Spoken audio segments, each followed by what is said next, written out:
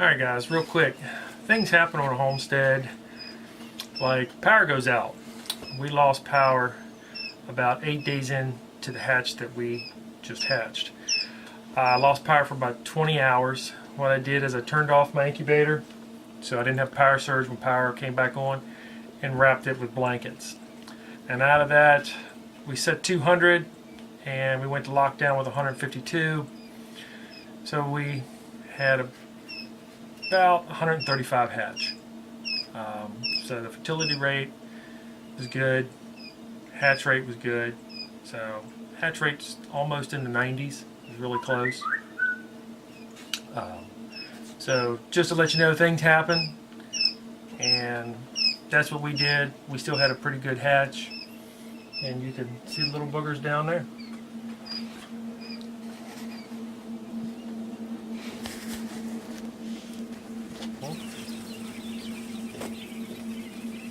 As you can see, these guys are doing pretty good, stretching out, getting something to eat. Later on I'll put another water in there.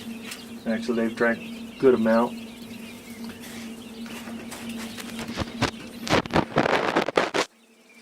So even with losing power, we still had a pretty good hatch.